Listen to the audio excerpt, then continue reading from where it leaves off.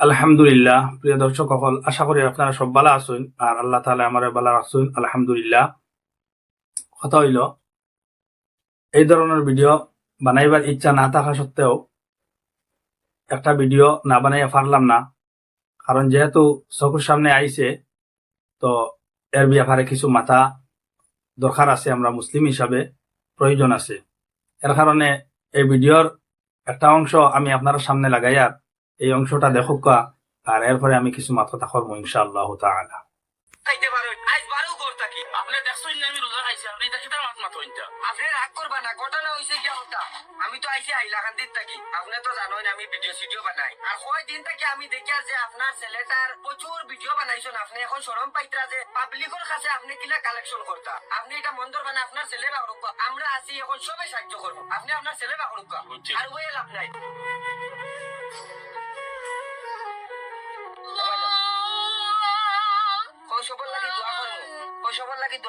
বন্ধুরা, আপনারা বিগত 1 বছর আগে দেখছেন যে একটা ফুরকি বেচিয়া তানোর ফুয়ারে ডাক্তারি করাইছেন, আমি নিজেও এই ভিডিওটা দেখছি। আপনারা সবই তানোরে দেখা দিছেন। এখন কিতা হইছে ঘটনা, তাই শরম পাইয়া সোশ্যাল মিডিয়া তাইতরা না ওর তাকি বাখরাইছে। আপনারা দেখতরা তো এই ছেলেটা সব সময় তার শরীরে মুড়ে ব্রেন ইনফেকশন হয়ে গেছে, যার কারণে এই ছেলেটারে আমরা খুব জলদি স্টেটমেন্ট করতে লাগবো। দেখা যদি না দিতে পারেন আপনারা ভিডিওটা শেয়ার করে দিবা। আমি সাজ্জা ব্লগসে অনুরোধ করছি। আমি তারে লইয়া 2বার চেন্নাইত গেছি, এই 2বারে আমার প্রায় 2.5 লাখের উপরে খরচ হয়েছে। ডাক্তারে রোগ ধরছে ব্রেন ইনফেকশন, আর আমারে কইছিল যে পরিবারের সারা টেস্ট করতে লাগে। এখন রমজানের পরে আমার ডাক্তারের ডেট হিসাবে যাবা গিয়া আমি পরিবারের সারা টেস্ট করাইতে সময় 9 লাখ টাকার উপরে লাগে। এখন আমি যদি সে রোজাবাদে আর যাই না, তাহলে আমি যে 2.5 লাখ টাকা যে খরচ করলাম তার তলে এটা সারা খরচ আমার বেকার হয়ে যাব। স্ক্যানার এটা আপনার তো কিতা নামে তারা পয়সা স্ক্যানার এটা আমার মজিবুর রহমান বড়ুইয়া নাম। আমার ফোন নম্বর এটা হলো 7399389709। আর দেখো আমি আপনার আর পরিবারে হইয়া, কারণ যদি আমি ঈদ বাদে যাই না তাহলে আমার 2বার পর যাবা আমার সব টেস্ট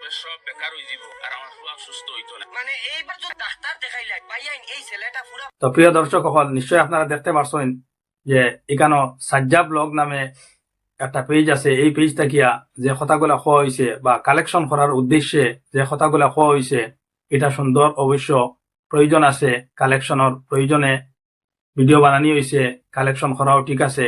কিন্তু কথা হইল এই যে টাইটেলটা লেখা হয়েছে যে দিন দুপুরে রোজা খেতে গিয়ে ধরা খেলেন একজন হুজুর, তো নিশ্চয় যেহেতু হুজুরের ভিডিও বানানিওর হুজুরও এই কথার মধ্যে সমর্থনও আসইন, অথবা নাটকীয় আন্দাজে চান্দা করার লাগি এইরকম টাইটেল দেওয়া এটা হইল একটা দুকাবাজি।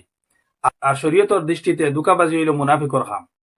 আর পবিত্র কোরআনের সূরা নিসা সূরা নম্বর 4 আয়াত নম্বর 145 মধ্যে আল্লাহ তাআলা ঘোষণা করিয়া দিছেন, আউযু বিল্লাহি মিনাশ শাইতানির রাজিম, বিসমিল্লাহির রহমানির রহিম, ইন্নাল মুনাফিকিনা ফিদ দারকিল আসফালি মিনান নার ওয়া লান তাজিদা লাহুম নাসীরা।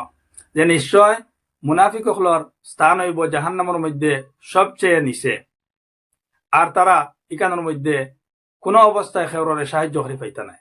আজকে আমরা দুনিয়ার জমিন কালেকশন করার লাগিয়া আর কোনো একটা রোগের চিকিৎসার লাগি কালেকশন করার লাগিয়া আমরা যদি মানুষের দুকা দিয়া কালেকশন করি আর এইরকম দুকা দেওয়ার মতো টাইটেল লেখি আর নাটকীয় আন্দাজে যদি টাইটেল বানাইয়া আমরা কালেকশন করি, তাহলে এই কালেকশনটা কতটুকু বৈধ হইব আপনারা দর্শক সকলে বিবেচনা করুক।